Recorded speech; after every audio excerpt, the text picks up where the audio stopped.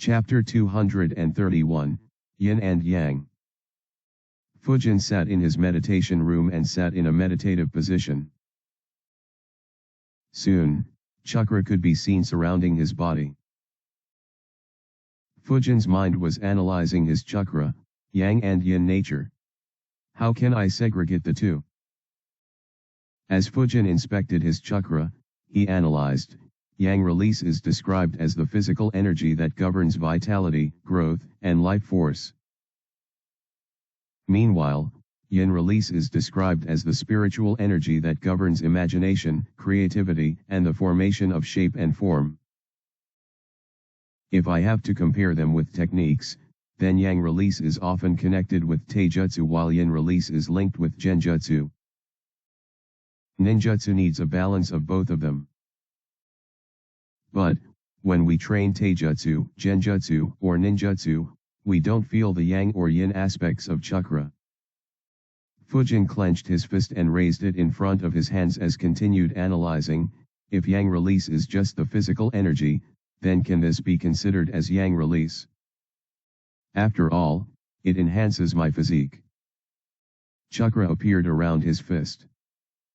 The chakra grew larger and at the same time, Fujin's fist became stronger. Fujin's eyes widened and began glowing as he realized, no, the chakra on my fist is just normal chakra. After all, I haven't segregated the chakra. But, when I focus the chakra on my fist itself becomes much more resilient. Otherwise, every time I punch something, my fist will become a bloody mess due to the recoil. The chakra that enhances my fist is the Yang aspect of my chakra. Fujin didn't analyze anything for a couple of minutes and let the realization sink in.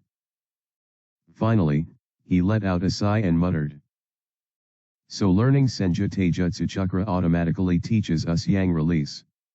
So I have known how to use Yang release for more than a year without knowing that I know it. He lowered his fist and thought, sigh, you could have at least told me Renjiro. Do these guys get a kick out of keeping some details a secret? Still, to think that he taught me Yang release. He wasn't kidding about the magnanimity of the Senju clan. No way any other clan would teach Yin or Yang release to outsiders. Fujin focused his chakra once again. This time, a thin layer of chakra gathered on his entire body. However, the chakra began decreasing and soon dissipated. However, chakra was still gathered in his flesh. Fujin felt that his body was much stronger. He opened his eyes and raised his right hand in front of him. A formless chakra appeared on his palm. Fujin thought, this should be pure Yang chakra. Since there is no Yin chakra involved, I can't control its shape. I guess Yoshi wasn't speaking the complete truth then. With just Yang chakra, a medical ninja won't be able to heal perfectly. They will need a little bit of Yin chakra to control the Yang chakra so that they can heal effectively. But, since he said that we just need to keep trying until we find the right proportions, I guess that we will eventually be able to release chakra that is majorly Yang but has a bit of Yin to control it appropriately. Anyways. Suddenly, Yin chakra flowed into his right palm and mixed with the Yang chakra. The chakra took the shape of a ball and began rotating rapidly. Fujin analyzed, so in the case of Raiznan, Yang chakra is responsible for the damage while Yin chakra is responsible for the rotation and the spherical form. To think that I was able to just do it subconsciously without knowing the details. The same should be the case with every ninjutsu. Fujin went into the lowest basement and began experimenting with all his ninjutsus. He began studying how Yin and Yang chakra worked in every ninjutsu. 3 days later, Fujin was standing in his basement. He made a few hand signs. Bringer of darkness jutsu. Immediately, the entire room went dark. A smile formed on Fujin's face. Great. The time needed to reduce this jutsu has been reduced by 3 times. Though I spent 3 days studying Yang and Yin release, it was time well spent. I will be able to improve my ninjutsus as well. Though they wouldn't have such a huge improvement, it is still better than nothing. Fujin left the basement and freshened himself up. He had barely rested for 3 days. He thought, since I have learned both Yang and Yin releases, it's time for a treat. Fujin spent the remaining day visiting all his favorite restaurants in Konoha until he was full. The next day, Fujin summoned Goro and asked Goro to reverse summon him. When Fujin appeared on Mount Mutki, Goro asked, "What do you want to train in today?" Fujin replied, "I want to talk with your father. Can you take me to him?" Goro nodded, "Sure. Climb on my majestic back." Goro carried Fujin on his back and flew away from Mount Mutki. En route, Fujin said, "By the way, I had a few more ideas for combination jutsus. You will love the next one." Goro grinned and said, "I can't wait to try. Thanks to you, I have become even more amazing. I will leave both Kurigan and Kaito in the dust, ha ha ha." In a few minutes, they arrived before Ryu's humongous body. Ryu was resting, however, he opened an eye to see Goro flying towards him. Goro landed in front of him and said, "Father, Fujin wanted to see you, so he summoned the most amazing winged saber-tooth to help him. See ya." He dropped Fujin and flew away without waiting for Ryu's reply. Ryu sighed at his son's antics and muttered in a sleepy tone, "What do you want?" Fujin replied, "I want to experience the nature chakra once again. Can you monitor me?" Ryu asked with one eye closed, "Why do you want to experience that again?"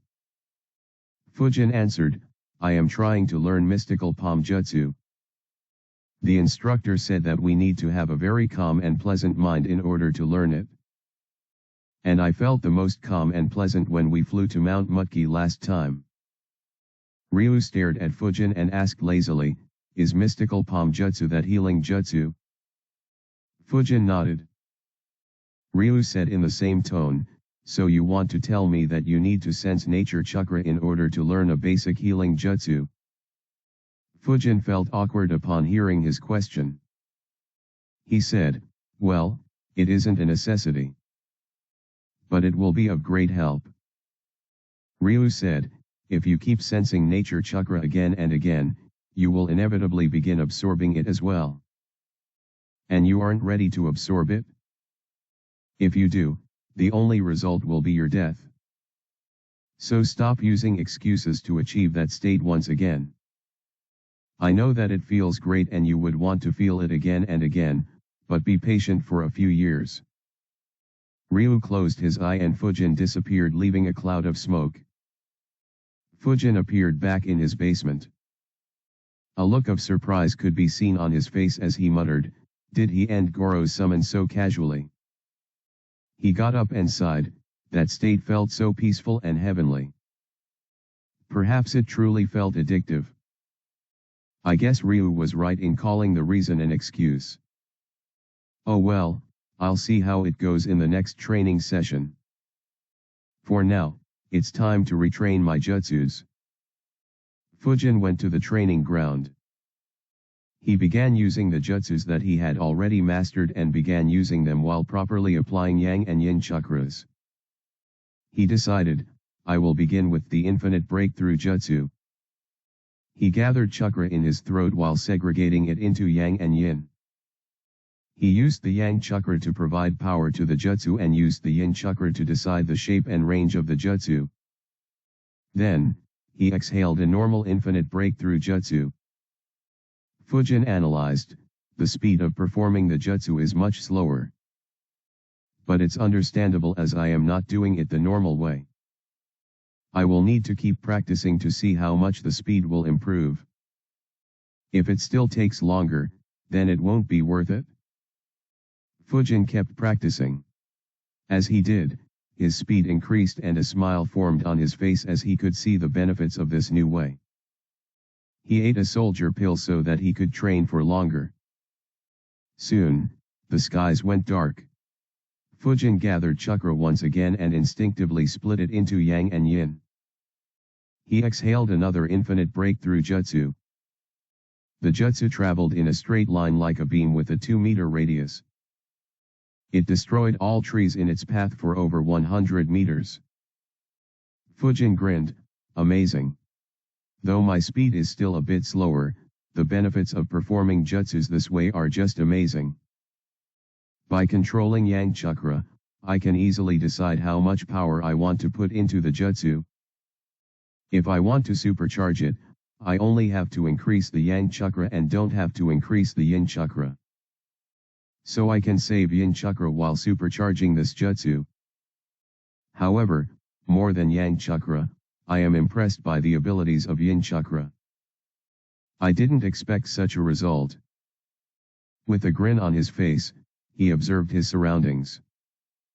It was a complete mess. Some trees had hundreds of holes in their trunk while some had hundreds of cuts on them. A few trees were completely shredded. If anyone visited this place, they would be terrified by the destruction. Fujin was very happy. It was as if a whole new realm of possibilities had opened up for him. A terrifying new realm. Chapter 591, The Gala Incident. Felicia felt slightly displeased at the moment.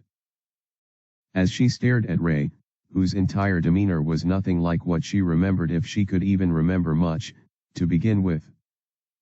He was an overall average individual, with no particularly striking quality. The only burst of fame or rather, infamy that he had was when he revealed his lousy skill and class, which garnered the mockery of everyone in class. In retrospect, Felicia could see that he had somehow lied, but back then everyone wrote him off. Yet he managed to become the most powerful of them, and he's even changed his physical appearance. She eyed him unconsciously. Not only was Ray much taller than before, but he actually looked a lot more handsome than she remembered. Perhaps it was due to his eye patch, or the dark strands of hair that cascaded down his face, creating a mask of mystery.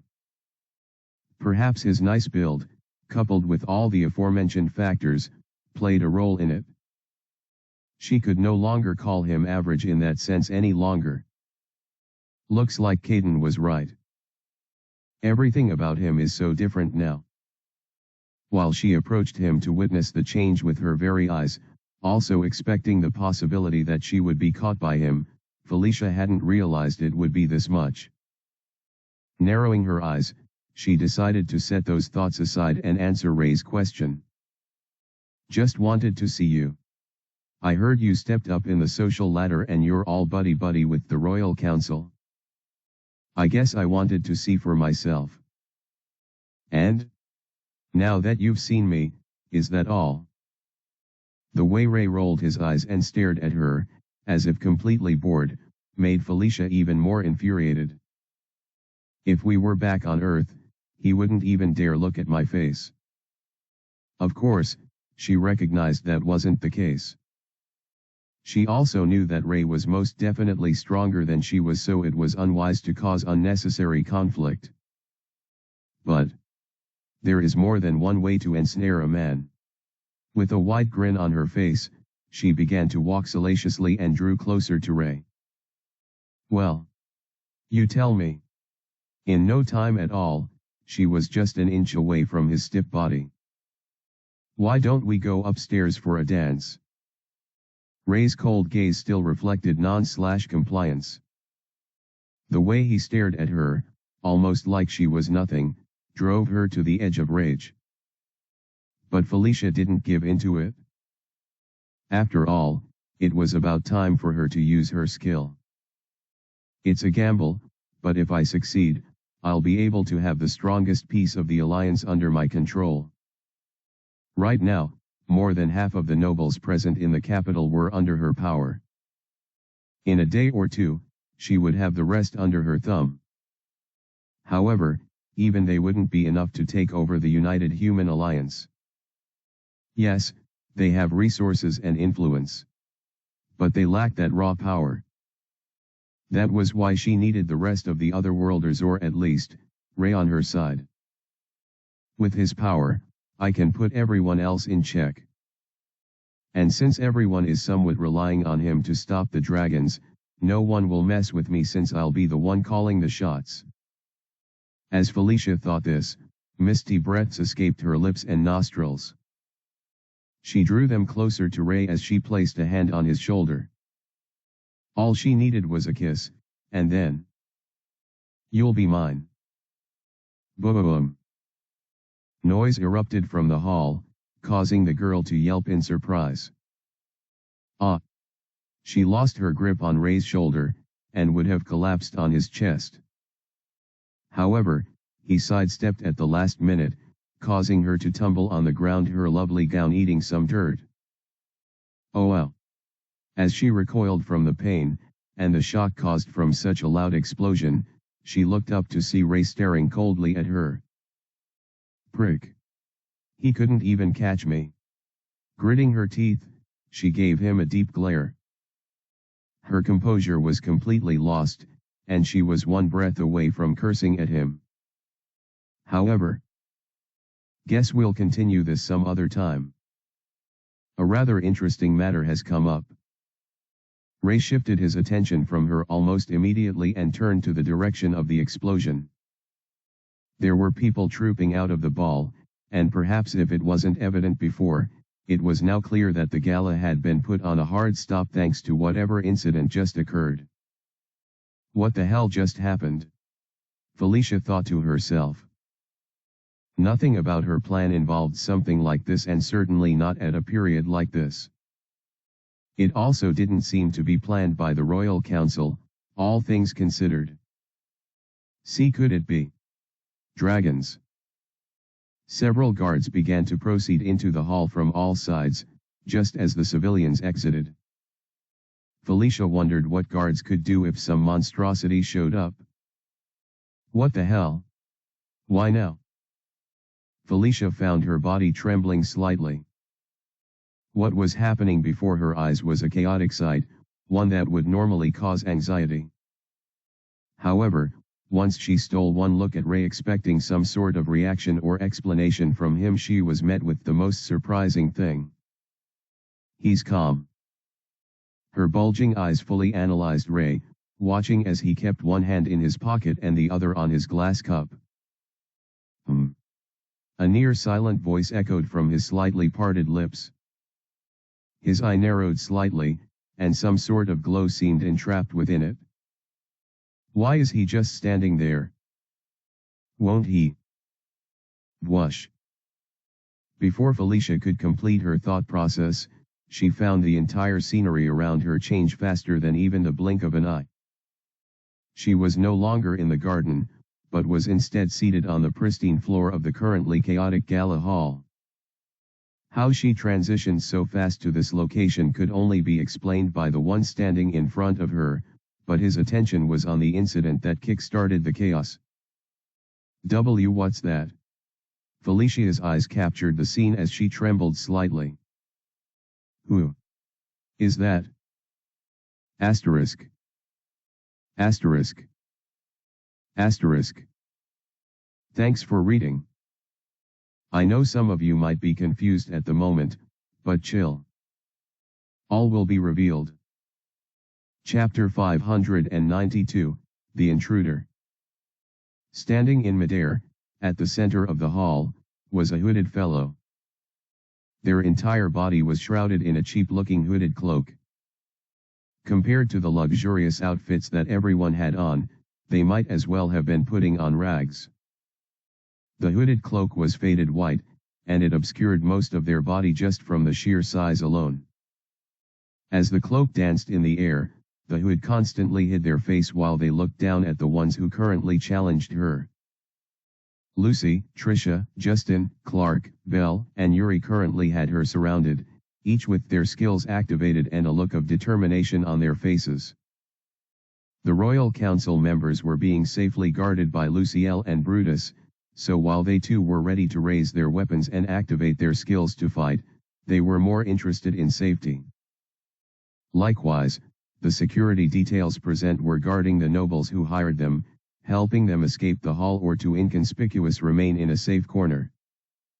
In this tension-filled room, the center area of the hall was scorched and broken apart almost as if it was caused by a culmination of spells and magic. Still, the floating figure seemed unscathed. "I believe I already told you. I'm not here to fight." They finally spoke up, and a feminine voice echoed from within the hood's shadows. The build of the intruder was covered by the oversized traveler's outfit, but judging from their voice alone, it was easy to estimate that she was a woman. What, then, did this woman desire? Not only did she just crash into the most fortified area of the Alliance at the present moment, but even with so many powerful figures present, she was yet to be put down. Yes, the current situation demanded that an evacuation and safeguarding of the important figures came first before any full-blown battle, so it wasn't in their best interests to go all out. Still, the fact that the stranger could push them to such straits meant she wasn't to be trifled with. At the very least, it was safe to assume she was strong. Who is that?" Felicia whispered to herself, her eyes widening as she looked at the floating one. There was something about her aura that made her shiver internally. Felicia's class was, and it allowed her to determine the worth of someone or something by just a glance. It was how she was able to turn her luck around after leaving the capital. Worth was mostly determined by class and level, but also on an individual's disposition and how much benefit they could offer her. Right now, as she was looking at the hooded entity with glittering eyes, she could only see one thing. Jackpot. The lady was oozing power and good fortune. Plus, she also seemed to be of high standing. It was difficult to put into words, but this was the first time Felicia felt something this intense. She knew instinctively that she had to take this chance while it remained. What do you want?" she yelled out, causing the attention of the hooded lady and everyone else who faced her to look in Felicia's direction. She instantly felt a pressure fall upon her, making sweat leak out of her skin. A part of her regretted speaking up, but she also bit her lip and hoped for the best of results. As a certified opportunist, she prayed for good luck. "But Ray Skylar. I'm searching for him." It seemed the good fortune wasn't meant to be hers this time. As soon as Felicia heard what the hooded lady was after, she glanced to the boy who stood by her side, standing a little ahead. He was smiling. Did he know all along? Does he know who she is? That she was after him? That would explain a lot, like why he was calm despite the unexpected explosion. Felicia was dumbstruck at that moment. She wanted to seize the opportunity and get on the floating lady's good graces, but before she could say something, perhaps tell the woman what she wanted to know, the boy beside her stepped forward. "The guy you're searching for is me." "You?" Ray's smile broadened as he walked a few more steps. His confident stride was completely opposite from the tension in the air. With a snap of his fingers, the glass cup he held vanished, and his now unoccupied hand went straight into his hair. Upon straightening it, and staring high so he could lock eyes with the intruder, he made the declaration. "I am Ray Skylar." Ray was initially annoyed when the explosion occurred. He was about to be kissed by Felicia before it happened, and that was something he had been looking forward to since the beginning of their conversation. Of course, it wasn't the kiss that excited him, at least, not for the most part. It was the skill he would gain from it. "If she kisses me, her skill will activate. I'll be able to copy it then." The skill's ability allowed the user to compel anyone to make an unbreakable promise with them. This promise could be anything ranging from running an errand for them, or being their slave for life. It all depended on the user and their intentions. Since Ray had lost his mind control skills, he figured it would be a very handy one to have. Unfortunately, right as he was about to get it, the explosion and commotion took over. It was annoying. Still, Ray remained calm and analyzed what happened using his practically divine senses to completely assimilate everything that was going on in the hall at the timers. As it turned out, even though the other worlders, with the air of a few others, hanged up on the soul figure, they could not subdue her. It made him curious. However, this only lasted for a second. The moment his senses met her, and he got a whiff of her oddly familiar scent, he realized it instantly. The identity of the stranger. And now, as he stood beneath her, indulging in the sweet fragrance only she could give off, his grin widened even more. "You are Ray." The voice seemed a bit hesitant, almost as though surprised but also excited. "Yes. This is my real face." As soon as he said this, the hooded fellow descended, and the hood that covered her face completely flew away, revealing the pure white hair, pale skin, an absolutely gorgeous face that was hidden underneath. Long ears perked up as her blue eyes widened, staring straight into Ray's exposed one. "It's been a while, Asm. You really did come for me, didn't you?" Ray said as he took one more step forward. His heart was racing despite his best efforts to control it, and he couldn't help himself from smiling just from looking at her face. She was just as beautiful as he remembered, and even in silence, her face told him of a million words.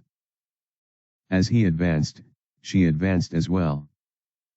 As this continued, the tension climaxed, until the two of them were mere inches away from each other. Esme raised her hand, reaching for Ray's cheek. A slap. He initially thought. He wouldn't be surprised if she did that. He left her stranded in a dungeon for months, and here he was smiling so sheepishly at her. Who wouldn't get annoyed? However, contrary to his expectation, her fingers landed softly on his cheek and she gave him the softest kind of look a girl could give a boy. She could see glitters in her eyes as she stared at him, not even caring about the people around. "You don't look as bad as I imagined," she whispered, her smile broadening. "You don't look bad at all. Asterisk. Asterisk. Asterisk. Thanks for reading.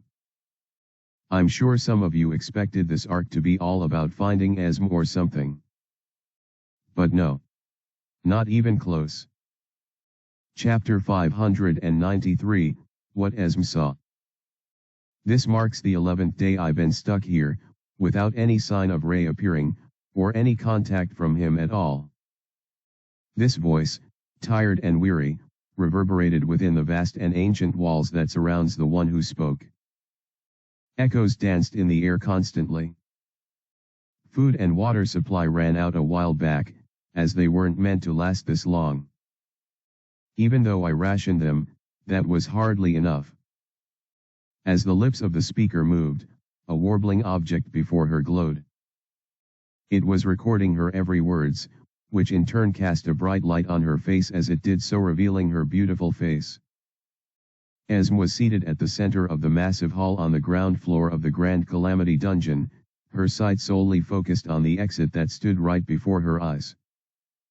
As I speak, I have finally made up my mind to finally leave this place. I have left a message here so if Ray ever returns, he'll be able to know of my current decision. She stood up from her position, her attire a long faded cloak that covered her entire body. The hood could also shroud her face, but she let it down for now, allowing her long hair to cascade as she stole one final glance around her.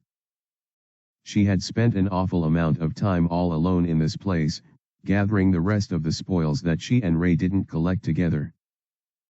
Thankfully, miasma in the dungeon didn't prove to be too much of an issue for her thanks to her enchanted items as well as her ample supply of mana that deflected it all.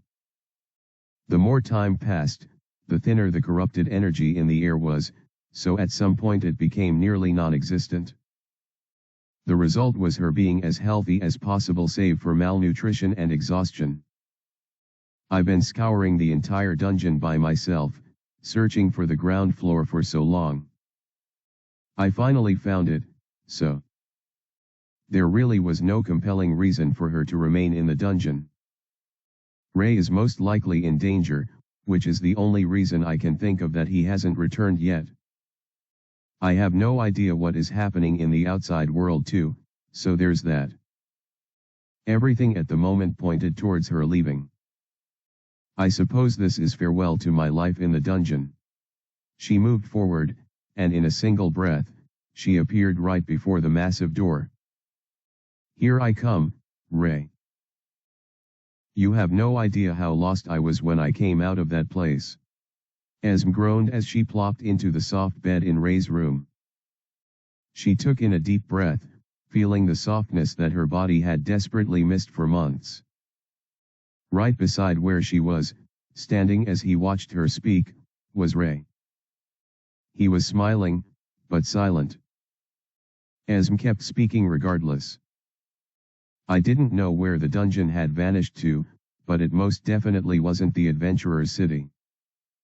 It was a remote region to the north close to where the war with the dragons was taking place. Really? Ray finally spoke, his face revealing some measure of surprise. In all honesty, his next move after returning from the Adventurer's City and finding no trace of Esme was to begin his journey from the exit of the Dungeon and investigate things from that point. There was a chance that Esme could leave clues as to her whereabouts, so it would be a sensible approach to things. The problem was that tracking her down that way would be a bit difficult, considering it had been a long time since she left the dungeon already. Still, since the Adventurer's City plan didn't work out, it had been his only option. Until now. Yes. It was rough getting back there. I couldn't even afford to leave any trace of myself, just in case I would attract stray enemies, like dragons or monsters. There were monsters there? And stray dragons. You encountered them? Yeah. She said, chuckling to herself as she remembered those times. A smug smile sort of replaced her tired expression, and she looked somewhat proud of herself after her brief moment of recollection. It's thanks to their sacrifice that I was able to level up some more and become so strong. AHH. Ray mumbled, still staring at Esme while he remained standing. So that's what happened, huh? Why you didn't arrive on time? Once Ray asked this question, Esme's face darkened a little. The very thin tension in the air slowly began to gain prominence, and a particular feeling of unease wafted everywhere. Ray could feel it, something was wrong somewhere. Killing the monsters and dragons was helpful and all, but I was really worried about you, Ray. She stared intensely at Ray, finally sitting up.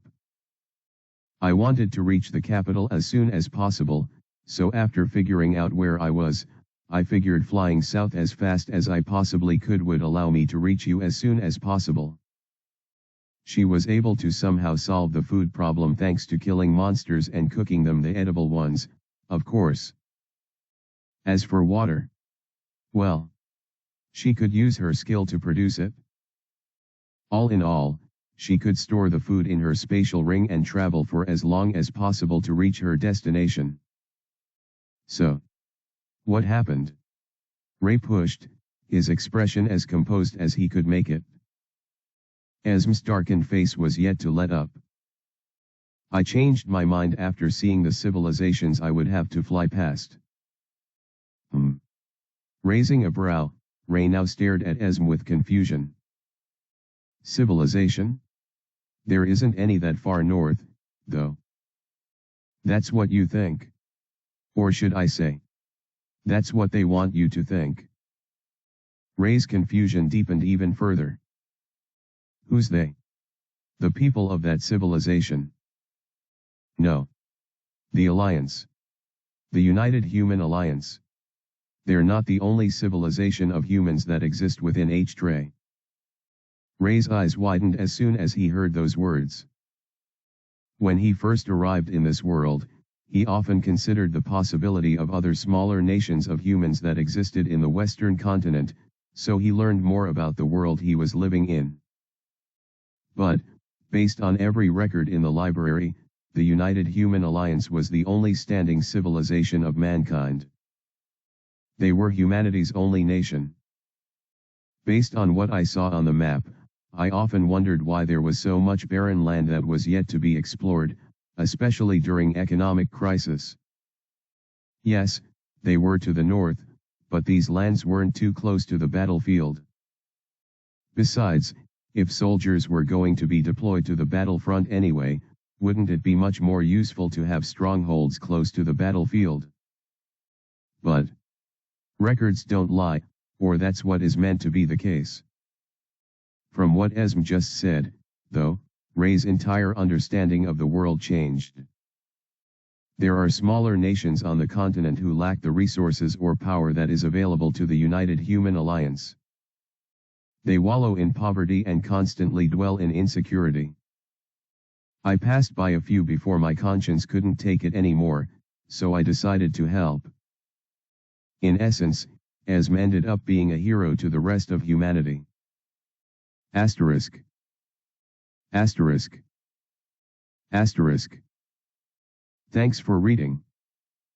What do you think about this revelation? Also, I know I skipped over the rest of the gala. Chapter 594, What Esm Saw. Esm ended up building strongholds for the people in those settlements and teaching them a few things they could use to develop their lands. She aided in their agriculture, helped to defeat the monsters that terrorized them, and solved a lot of their crisis, both internal and external. The process was long and arduous, hence the reason for her late arrival. You should have seen them, Ray. They looked so miserable. To say his heart ached upon hearing all about what Esm witnessed would be an understatement. I always thought I was helping all of humanity by siding with the Alliance. But, I guess I was wrong. He mumbled. I was only helping some. Yeah. From what I heard, the Alliance doesn't even bother with these small regions. I find that to be very distasteful. Esm's face darkened even further as she frowned. The people in charge here. I despise them. Is that why you barged in and caused such a commotion? You didn't care about them. Ray chuckled as he sat on the bed, right beside her. It's not funny, Ray. The people out there were suffering greatly, yet the Alliance that's meant to be aiding humanity sat by and did nothing. No, Esm. You're being a little too short-sighted. Ray sighed, finally settling in on the bed, crossing his legs as he sat up. What? We still have insufficient information to blame the Alliance for the suffering of those people. Did you not hear a word that I said? Those people were. I did. I heard you quite well. And I understand that those people have been through rather unfortunate times. Then. It, in no way, means the United Human Alliance is at fault here. Ray sighed. The United Human Alliance was at its core an amalgamation of different countries and cultures. When the War of the Dragons came, they gathered their strength together to fight. So it only follows that the nations you saw were excluded from the amalgamation either of their own accord, or due to their inability to reach the standards of an alliance. What are you talking about? You said the United Human Alliance is doing nothing to help them, but is that really true? Why yet? I mean, who is currently fighting in the war against the dragons? Ray asked, his tone as calm as possible. Esm said nothing to the question. Perhaps because she already knew the obvious answer. The Alliance is actively fighting the war, and to do that they need all the help they can get. It makes no logical sense that they would ignore potential fighting power, so chances are that the nations in question are the ones at fault here. Esm's face twisted the moment she heard Ray refer to the very people she saved, the ones who suffered before her eyes, as the ones to blame. Re, you.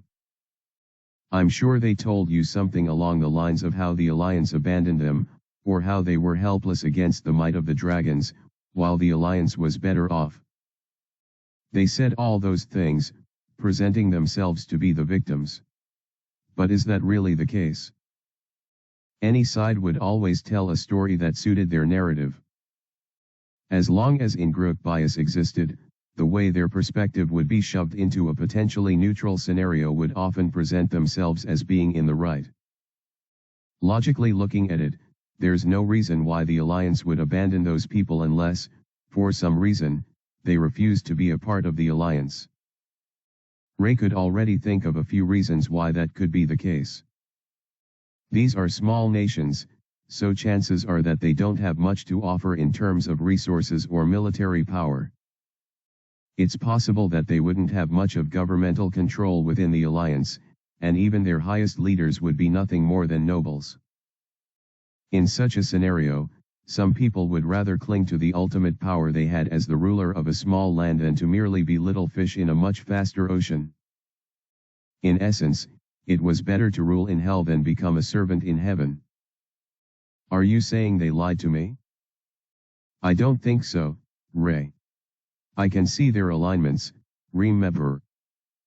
I also know when someone is being dishonest with me.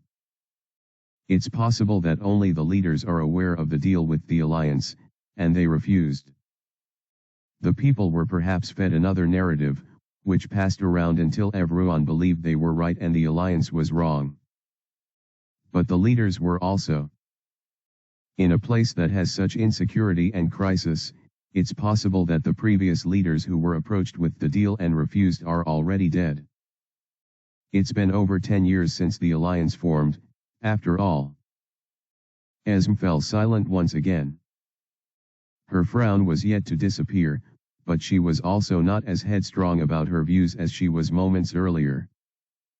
Still, she didn't want to believe that the victims she rescued were perhaps not as innocent as she thought.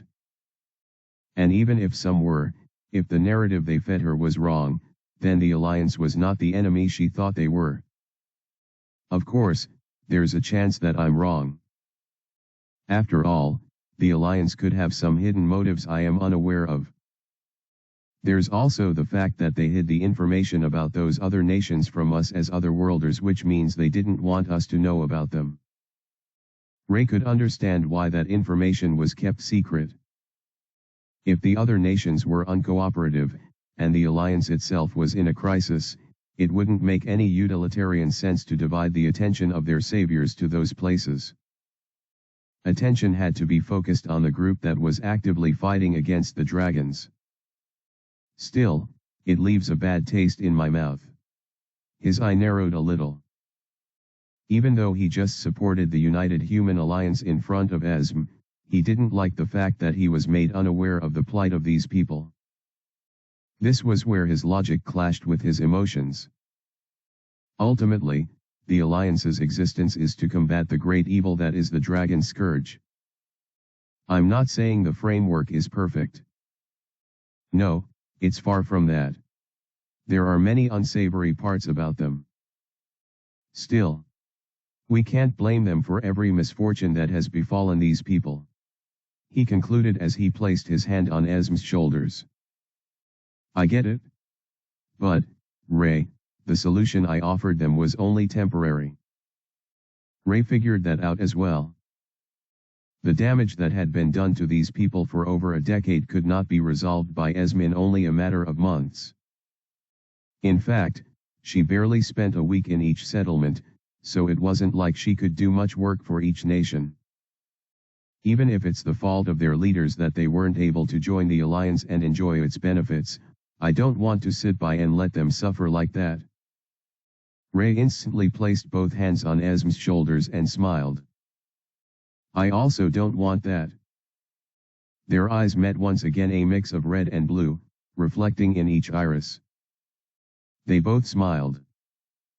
I'll speak to the Royal Council about it. Want to come with?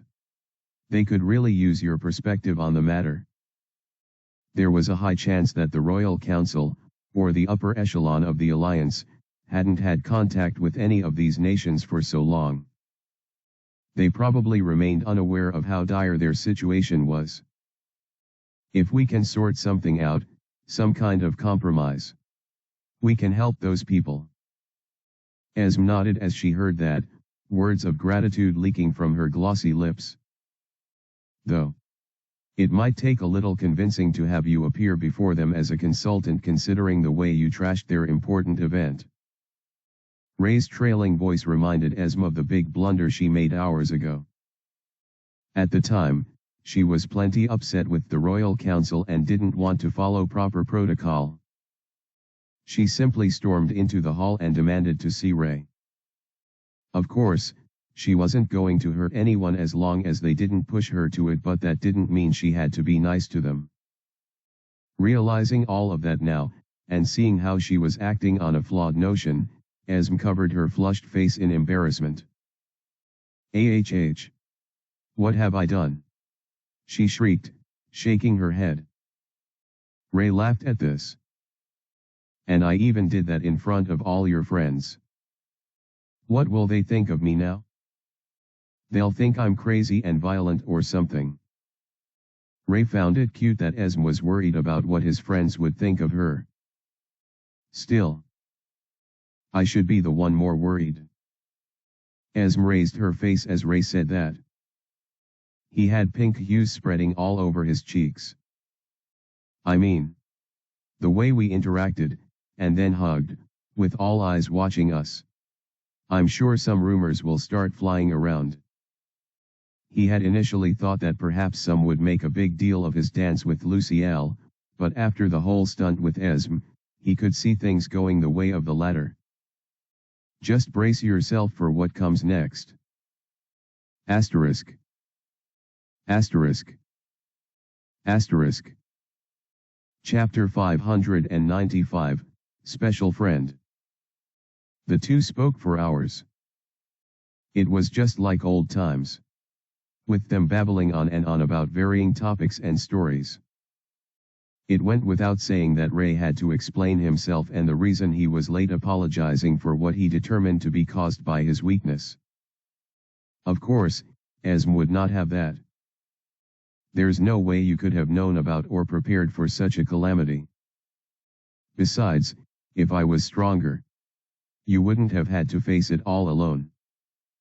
It's not your fault. Her words reinforced what Ader and his friends had told him, yet somehow hearing her tell him this put his simmering heart at ease.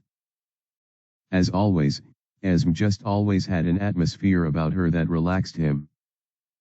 Not once did he need to struggle with controlling his emotions, and the system also didn't shut them off at any period. He was worried and cautious at first, but not anymore. Esme was just the kind of person he could be comfortable with. No. That wasn't quite it. I expected you to be a lot more awkward about all this, Esme admitted at some point as she smiled at Ray. Her hand was placed on her cheek as her smile broadened. Merely staring into her eyes made his heart leap, yet there was no response from the system. In fact, none of his other physiological reactions since he encountered Esme triggered the class privileges effects.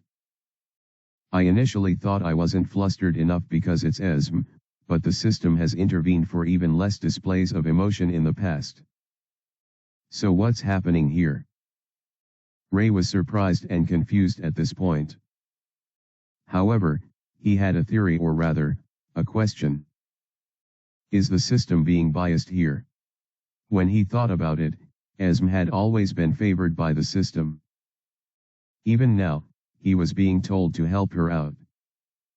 That was definitely not a sign of a side quest, as Ray had already figured out long ago. It seemed, by all regards, that she was being protected by the system. And she wasn't the only one. The other elves I met also had similar stuff written in their additional information. That meant, for some reason, elves were special in this world. Maybe the system does not register any emotion generated from me towards her to be harmful, so it filters all of that out. Does that mean it'll be the same with the rest of the elves? He found himself growing ever curious as he stared at Esme, just in time for time to quicken so he could answer her statement. Awkward about what?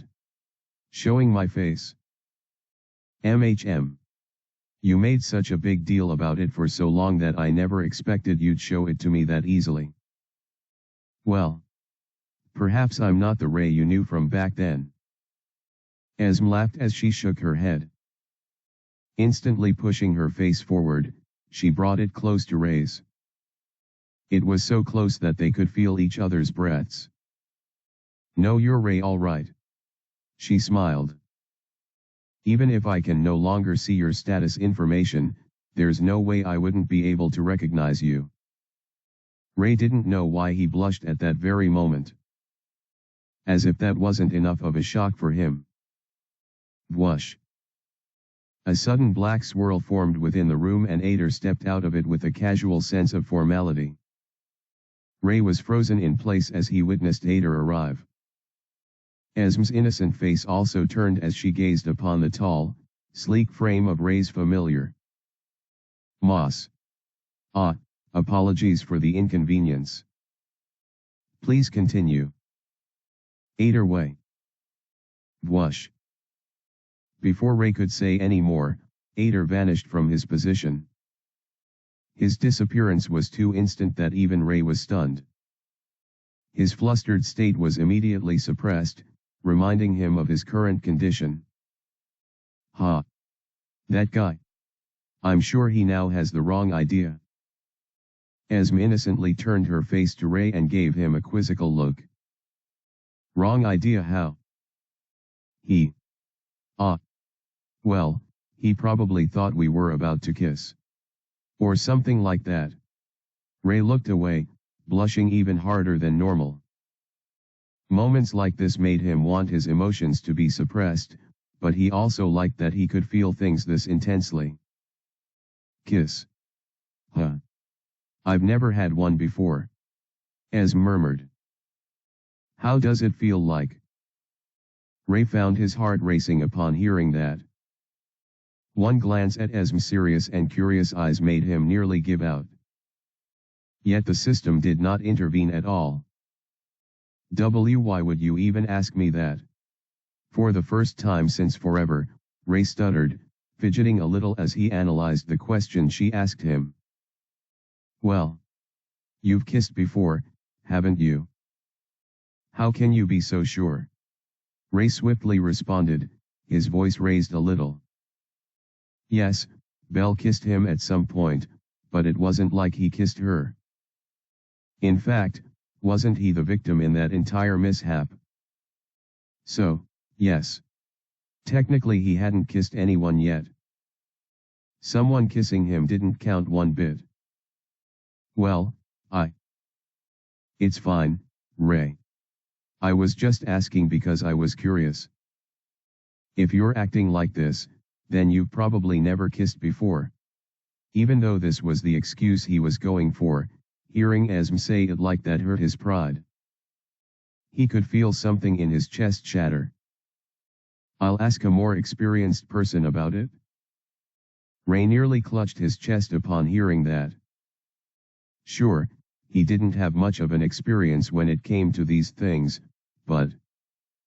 In any case, answer me already. Esme began to shift away from Ray. Her face departed from his until they retained reasonable distance from each other. Why did you decide to show me your face? As the question floated in the air, Ray brought himself back to reality. He took in a deep breath, allowing the sweet scent that now filled the room to enter his nostrils and permeate his body. He was silent for a few seconds, feeling Esme's gaze on him through it all. Then, he spoke up. I just didn't want to hide anymore. Surely, Ray had more than enough time to get into disguise and face her with a mask or with any face of his choosing. Yet, the thought never even crossed his mind. He simply wanted to see her, and he wanted her to see him as well. That was all there was to it. I'm really happy you're safe, Esm. After everything that has happened, it really is more than a relief to have you right before my eyes. Esm touched his hand with hers, allowing him to feel her warm and soft touch. She gave him a glowing smile at that moment. I'm not going anywhere, Ray. I've also gotten a bit stronger since last time, so hopefully I'm not a burden to you anymore. Ray chuckled as he saw her stats. With those numbers, I doubt you will be. Name Esm. Race half-elf. Class Grand Elementalist. Level 127. Life Force, 360/360.